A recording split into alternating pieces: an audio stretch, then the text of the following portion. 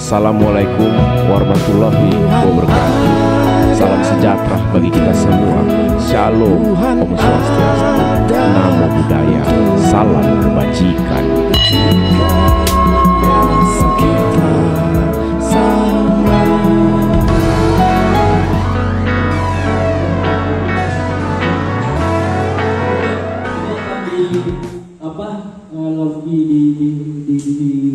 Dikemukakan oleh mungkin Mas Pir dengan lebih lugas ya. Mungkin ada tanya jawab nggak Mas?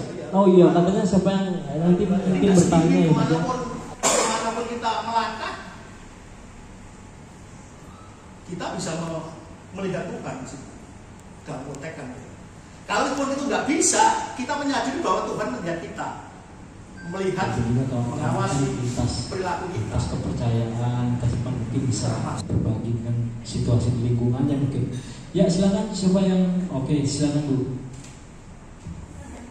Assalamualaikum Mas Fir. Saya Sisi dari PPD.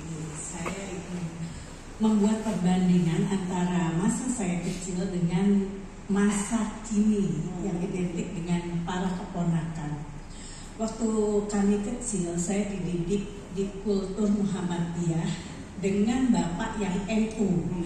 Tapi kami semua sekolah di Muhammadiyah, dan di Muhammadiyah itu dikenal dengan moderat, walaupun 5 waktu tidak boleh tinggal sama sekali.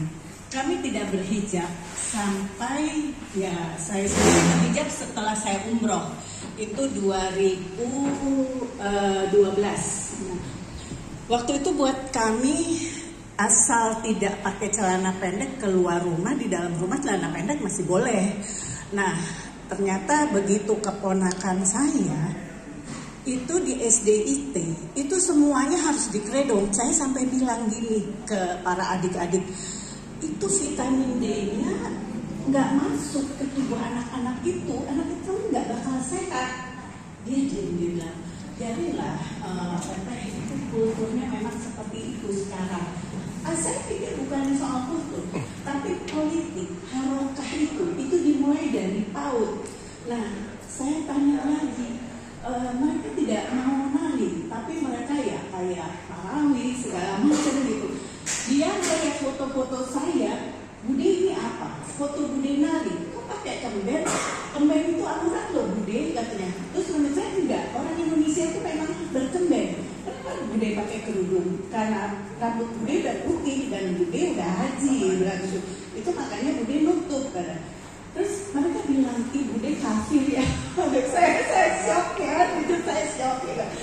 Satu lagi saya pikir pemerintah juga harusnya ya langsunglah lihat Menteri Pendidikan itu bagaimana PAUD SDIT itu mendoktrin anak-anak dari umur 3 tahun. Mereka harus berhijab, mereka harus membungkus tubuhnya, tidak ada tari-tarian. Itu buat saya benar-benar keniscayaan. Kita ini bangsa yang multi agama, multi kebudayaan, multi bangsa. Itu akhirnya diseragamkan semua. Dan itu Pedanka, TK, PAUD itu diam aja menutup mata. Saya jujur aja minus ya. Sampai akhirnya anak saya tuh tanya, ini kalau punya mantu berhijab, nggak berhijab gimana? Berhijab dan nggak berhijab itu soal kamu sama Tuhan, bukan urusan manusia. Nah, kayaknya kita nih sebagai ya orang kolonial, kok pembiaran kita tuh sampai mereka akhirnya jadi masif buat harus berseragam. Kalau tidak membungkus itu kafir. Sampai ada teman saya bilang, Bude, kok teman-teman Bude bersalin semua gitu. Bude itu aneh ya katanya. Bude nggak tahu Bude itu kita Islam, tapi kok temannya bersalin. Saya sampai ngomong sama Tuhan, saya bilang gitu. Ya menurut saya itu nggak banget gitu loh. Tapi pembiaran itu terus berlangsung. Akhirnya kita ke kota-kota. Dan sampai pada titik kita mau pemilu, mau pilpres, itu jadi batu bara, jadi bahan yang murah, terpecah belah. Kita sebagai bangsa kayaknya pemicunya itu hanya soal-soal yang remeh-temeh, yang kosmetik. tidak esensial. Menurut saya itu aja sih. Terima kasih ya Mas Pir. Buka dulu. Nah, siapa masih dulu? Makasih. Posisi memang benar itu. Bahkan kalau kita melihat beberapa tahun yang lalu waktu saya kecil, mbak saya itu yang pakai kemben kalau rudol itu disampaikan begitu. Punyai mbak istrinya mbak Hasim pun begitu, istrinya mbak Dahlan juga begitu. Nah ini kan ada persoalan-persoalan yang memahami ajaran secara tekstual, tidak mengkaitkan dengan budaya dengan kultur. Padahal yang namanya budaya atau tradisi itu bisa dijadikan dasar hukum, Bu. Namanya uruf itu tradisi. Nah, orang-orang yang mempunyai paham radikal itu kan mengambil hukum kan hanya dua, kalau nggak Quran ya hadis, kan gitu. Sehingga sangat tekstual. Padahal kalau kita bicara tentang dalil itu kan ada dua, dalil nakli dan dalil akli.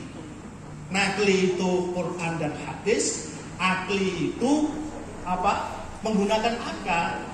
Bisa memakai ijma, bisa memakai kias. Ijma itu kesepakatan bersama, kias itu menyamakan sesuatu dengan sesuatu. Kalau di Arab dulu itu gandum, yakat, karena kita di Indonesia nggak pakai gandum, tetapi pakai beras. Jadi ada memang sekarang ini pertarungan seperti itu pemahamannya itu.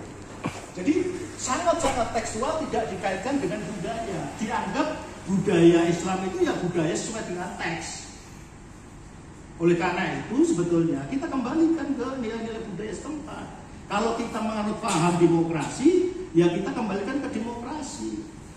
Jadi kita usul sebetulnya kalau di dalam sekolah dikasih kalau pakai jilbab begini, kalau pakai rok biasa begini. Jadi tidak pilihan tunggal. Iya. Dan tidak ada pemaksaan. Ada kepantasan di situ, kepantasan masyarakat. Teman-teman sekalian, sebetulnya kalau kita lihat sejarah, perkembangan Islam itu tidak ujuk-ujuk konsolat, nggak begitu. Jadi pengembangan pertama kali itu pembersihan jiwa dulu, hati dulu. Makanya Rasul itu waktu kecil dibersihkan hatinya supaya dengki macam-macam itu dibersihkan dulu. Toharoh. Kalau kita belajar fikih itu belajar pertama itu pasti toharoh. Wudu, mandi, itu kan secara fisik, secara batin itu hati. Jadi perkembangan pertama kali yang harus dilakukan itu hati dibersihkan dulu. Kita manusia dari mana kemana, hakikat manusia itu apa, itu dia dulu. Tahu-tahu sekarang kan sudah sholat ya, tahu begini harus tutup aurat kan begitu, nggak pernah ada tahapan-tahapan. Jadi tahapan pertama itu penyucian hati, penyucian jiwa, itu lama. Sampai pada menerima wahyu umur 40 tahun. Ketika wahyu turun itu gak ujuk-ujuk terus konsolat, kono pergi puasa, nggak begitu. Wahyu turun, kemudian dihafalkan, makna dianut, zikir. Jadi tahapan kedua itu zikir. Sehingga hafal. Makanya kenapa banyak orang itu hafal Quran? Karena metodenya itu begitu. Turunnya wahyu itu kan bertahap. Ketika menerima wahyu, kemudian Nabi mengumpulkan sahabatnya, saya mendapat wahyu ini, kemudian disampaikan, kemudian dihafalkan rame-rame. Itu namanya zikir. Sambil mengingat adanya Tuhan. Baru turun perintah sholat. Itu kira-kira 12 tahun kenapa itu baru turun sholat. Pak, saya mau tanya ini, bagaimana jika politik dicampur dengan agama, Pak? Hukumnya kalau agama itu hukumnya apa, Pak? Mencintai tanah air itu sebagian dari iman. Artinya sebetulnya umat Islam atau siapapun boleh terlibat dalam urusan politik. Bahkan itu menjadi sebuah kewajiban untuk berpolitik secara baik, secara santun, dengan menganut aturan, tradisi, kebiasaan. Ya tidak boleh kan politiknya ngayat untuk ngantem, kan begitu kan? Harusnya politik itu kan ya Mana umpama ada calon ini, mana akhlaknya, kan itu ukurannya, ibadahnya di mana, kan itu ukurannya. Bukan justru menjadikan agama sebagai alat. Tapi kalau agama sebagai norma politik itu harus begitu. Agama dijadikan norma loh ya, norma politik, nilai politik bahwa kita ini berkewajiban untuk menjadi khalifah di muka bumi, fungsinya untuk membuat perdamaian, kan gitu. Mau tanya dong Gus, ini dari karena beragama lain, jadi kan pengen tahu pandangan umat Islam gitu, pandangan agama Islam tepatnya terhadap pemikiran bahwa pemimpin berhubung kita negara Islam maka pemimpinnya harus juga beragama Islam. Nah tadi kan yang persyaratan yang disebutkan oleh Gus sebenarnya tidak menyangkut itu gitu kan, melihat akidah, melihat rekam jejak kayak gitu. Tetapi apakah didukung dengan pandangan agama Islam itu sendiri gitu, bahwa dimungkinkan pemimpin itu tidak beragama yang sama. Hal lainnya adalah perempuan, pemimpin perempuan itu seperti apa gitu, pandangannya menurut agama Islam. Biar kita belajar. Makasih Gus. Oh, terima kasih. Beberapa waktu yang lalu PBNU menyelenggarakan konferensi tentang fikih peradaban. Di dalam konferensi fikih peradaban itu juga dibahas bagaimana status hukum ketika sebuah kepala negara menandatangani kesepakatan internasional di PBB. Contohnya India, presidennya non Muslim. Di India ada Muslimnya, gimana statusnya? Kesimpulannya itu sah menurut hukum, sah. Artinya presiden yang mendatangkan kesepakatan itu juga terikat oleh umat Islam yang ada di India. Artinya itu hukum kesepakatan. Negara Indonesia itu bukan negara Islam, Mbak. Negara Indonesia itu negara kesepakatan, bukan negara Islam. Jadi harus kita bedakan antara Darul Islam dengan Darussalam. Kita itu bukan Darul Islam, tetapi Darussalam.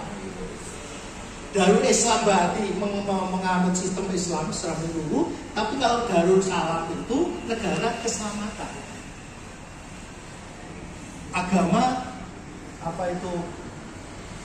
kesepakatan bersama yang membagi keselamatan warga negaranya. Itu persis seperti piagam Madinah yang terdiri dari umat Nasrani, Yahudi, Majusi menjadi satu kesatuan dipimpin oleh Rasulullah untuk membentuk masyarakat Madinah secara mandiri, secara adil gitu.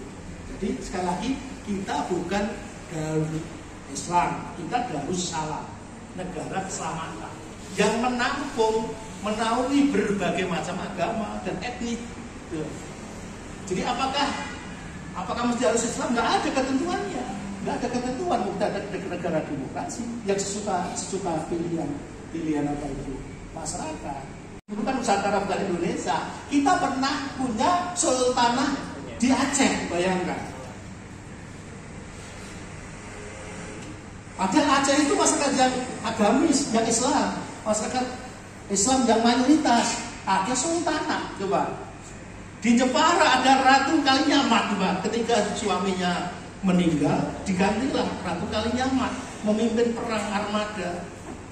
Kita pernah punya panglima laut perempuan, macam mana Malayati, Malayati. Jadi kita sudah luar biasa. Kita punya presiden perempuan, nggak berapa coba. Kalau dibandingkan dengan Timur Tengah, ya masih bagus silang beragamanya. Makanya Indonesia itu dikenal sebagai negara yang sebetulnya sangat Islami. Sangat Islami loh ya, bukan negara Islam, sangat Islam, menjunjung nilai-nilai Islam. Itu berbeda dengan negara-negara yang lain yang masih memperlihatkan Islam secara kaku, secara apa ya. Kita lihat sendirilah. Jadi menjadi Assalamualaikum, saya Saudi Barudatang pekerjaan. Saya tadi dengan soal sangat Islami, pemahamannya menarik ya Bang ya. Saya kebetulan non Muslim, tapi kenapa ya ada kesan seolah-olah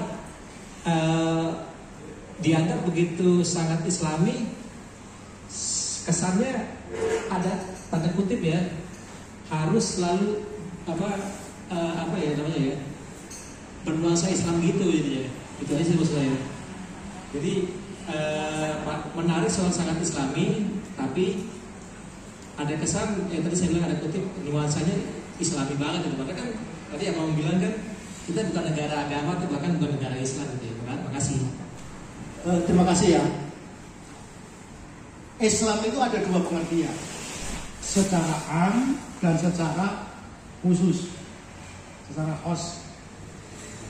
Islam secara am, secara umum itu ajaran yang mengajak tentang keselamatan, yang mengajak kepada tunduk dan kepada Tuhan, itu Islam. Maka di Al-Quran itu agamanya Nabi Musa ya Islam, agama Nabi Isa ya Islam. Itu semua Islam yang mengandung ajaran apa itu ajakan kebaikan menuju pada Tuhan, itu Islam. Yang khusus yang dibawa oleh Rasulullah Muhammad SAW. Jadi sebetulnya Islam itu bisa dilihat dari sisi softwarenya, nilainya, bukan hardwarenya. Islam sebagai sesuatu yang sifatnya software atau nilai itu kan bisa mangkep kemana-mana. Nilainya yang kita anut itu bukan hardwarenya ini. Islam di situ maksud saya nilai-nilai yang terkandung di dalam. Assalamualaikum warahmatullahi wabarakatuh. Ya, terima kasih kepada moderator dan Gus ya. Ya, senior saya lah. Yang pasti begini, kalau pemahaman kami di pesantren dulu ya. Kebetulan saya juga pernah pesantren. Jadi kalau di pesantren itu kita memahami tentang soal konsep 4 mazhab itu. 4 mazhab itu ketika di kitab kuning itu kan 4 mazhab itu semua diterangkan.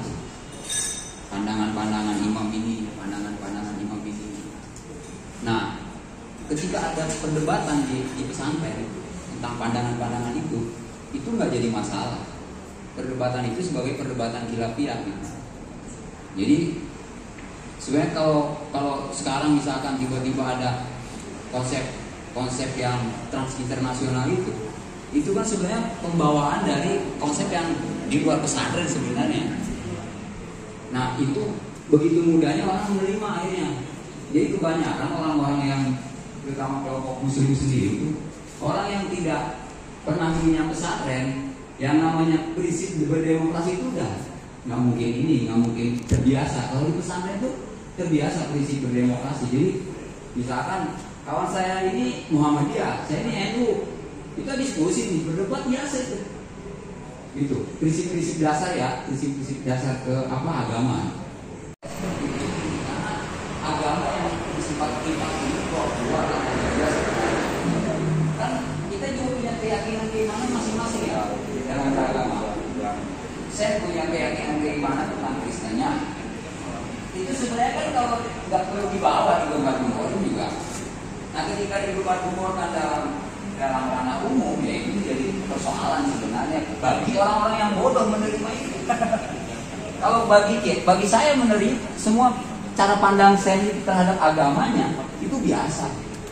Ya, dia memahami tentang Kristus misalkan. Itu biasa bagi saya gitu. Nah, begitupun saya menerima cara pandang saya terhadap agama saya Islam itu pun biasa karena kita menjadi terbiasa sebenarnya. Tapi ketika orang-orang yang nggak terbiasa dengan perbedaan itu, nah ini jadi persoalan. Ini yang ramai lah berdebat. Sebenarnya nggak ada yang namanya toleransi itu nggak ada bagi saya. Bagi saya di pesantren itu biasa aja. Perbedaan itu biasa. Ya, saya dengan saya berbeda itu biasa. Saya dengan Omar yang Muhammadiyah, saya itu biasa. Panji Gumilang pun bagi saya biasa aja, nggak ada yang aneh dengan Panji Gumilang bagi saya gitu. Ya nggak aneh. Menjadi aneh ketika ada di Facebook kan gitu. Menjadi aneh ketika ada di YouTube. Aneh itu orang. Nah keanehan ini ketika orang-orang yang tidak punya pesantren ini aneh kan? Rame lah, debat lah, itu intoleran kan gitu. Biasa aja sebenarnya bagi kita yang pesantren gitu. Jujurnya saya juga lama pesantren gitu, dan saya juga berkomunitas dengan orang-orang yang dari Gontor, dari mana-mana itu biasa. Cuman kan yang ramai itu di medsos. Mungkin ini juga kalau diskusi ini dibawa keluar jadi ramai juga. Nggak, wah ini apa tuh kan gitu. Tapi sebenarnya biasa aja. Itu sih saya. Boleh nanya sih? Boleh. Kalau kita lihat konflik atau kontradiksi antara agama-agama samawi kan ada sejarahnya lah. Ketika agama-agama itu muncul, ada kontradiksi, ada konflik di antara mereka. Yang akhir-akhir ini sekarang muncul kan sebenarnya kontradiksi antara agama samawi dengan kelompok-kelompok yang kita sebut sebagai penganut agama-agama lokal atau traditional wisdom lah kayak gitu. Saya kok nggak nemuin ya kemudian ada sejarah yang kemudian memperlihatkan bahwa hal-hal seperti itu pernah terjadi. Karena pada zaman-zaman Wali Songo saya tidak melihat bahwa kontradiksi itu ada. Tapi akhir-akhir ini sejak 1980-an dan yang lain-lain, saya melihat fenomena ini jadi fenomena yang kemudian meluas gitu.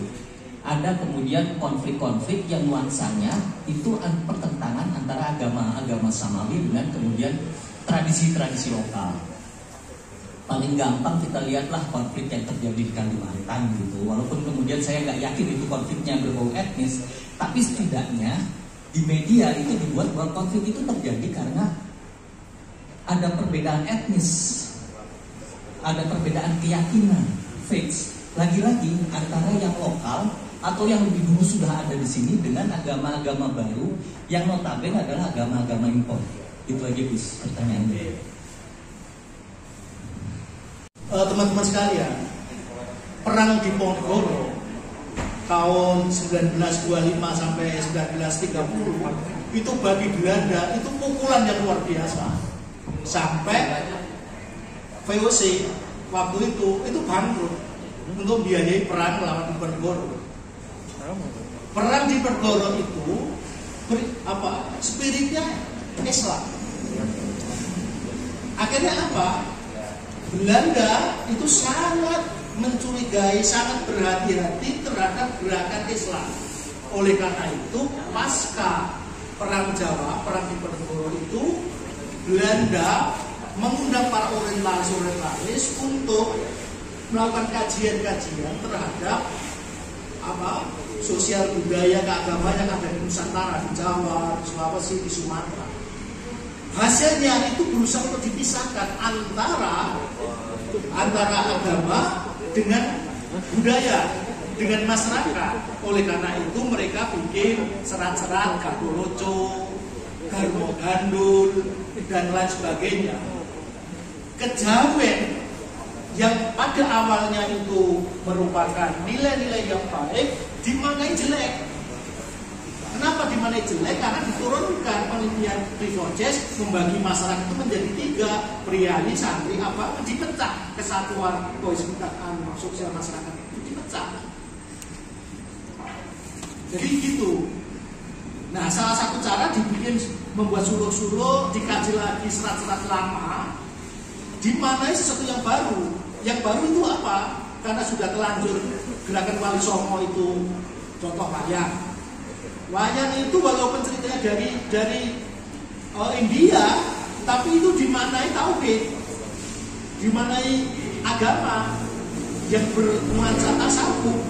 Walaupun masyarakat kita itu nonton wayang, ada dewa-dewa di situ, nggak pernah ada orang Indonesia nyembah dewa, karena sudah kuat gitu. Sehingga teman-teman sekalian, nuansa seperti itu sampai sekarang masih terbawa. Menilai kejawen itu ya jelek. Jadi kembali ke masa lampau, masa Majapahit, dipertentangkan. Padahal sebetulnya nilai-nilai keyakinan kita itu sama. Jadi nenek moyang kita itu sudah punya peradaban yang tinggi. Kita itu mengakui Tuhan yang satu. Namanya Pangeran, Sang Hyang Widi, Sang Hyang Manon, yang namanya Kapitayan. Ya walaupun ekspresinya berbeda-beda, itu dibenturkan. Yang sudah berjalan dimanaikan Wali Songo tadi sebagai spirit untuk menentang penjajah, pengen dikembalikan lagi, dipisahkan. Gitu. Itu dari gerakan-gerakan itu. Kemudian bukannya itu Mas, orang Sunda dipisahkan dengan orang Jawa Tengah sana dengan peristiwa bubat.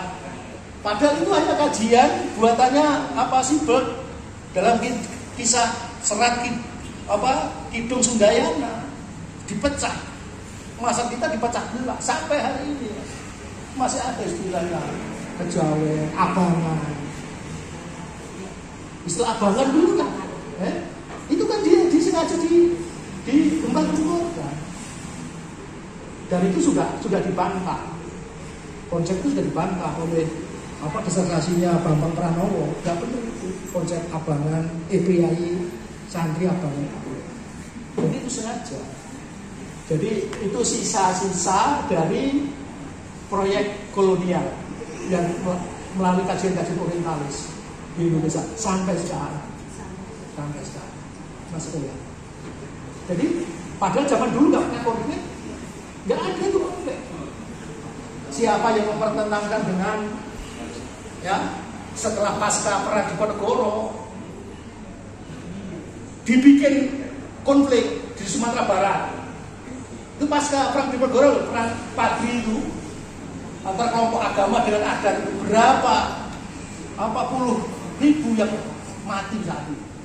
Dia Aceh, dia apa? Itu memang perbuatan kolonial. Jadi oleh karena itu nggak benar itu. Agama lokal kita itu monoteis itu namanya kapitalis. Sama, kita sudah punya peradaban yang tinggi, kita bisa menjangkau itu. Saya punya teman yang hari ini datang itu bikin beli buku isinya masalah roh macam-macam dengan bahasa Timur Tengah. Ya nggak baca ya malah pusing. Tapi kalau kita pakai kacamata Nusantara ya bisa menerjemahkan, bisa mungkin gitu. Mengawal dewi wis ngerti gosok mau itu apa? Sana nggak bisa apa itu.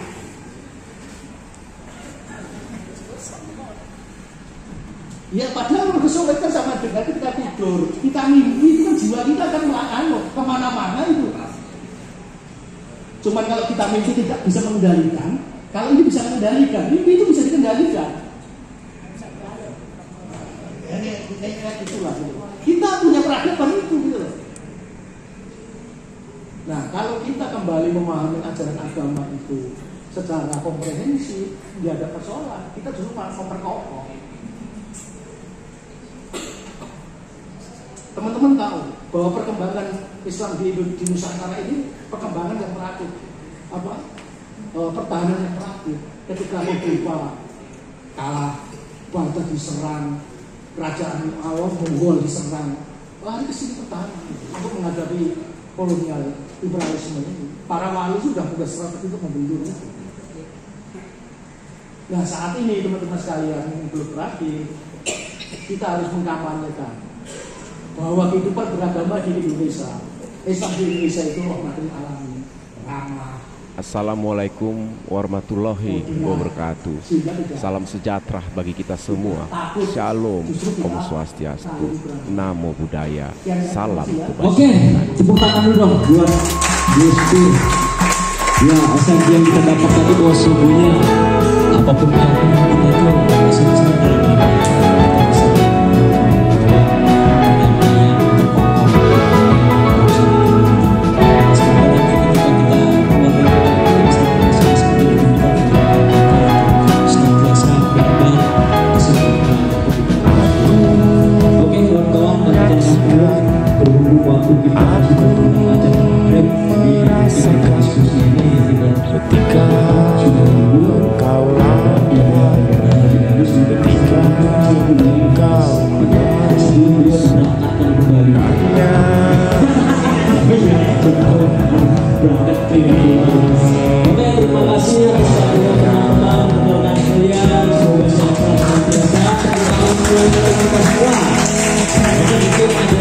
kopi-kopi di belakang. Terima kasih.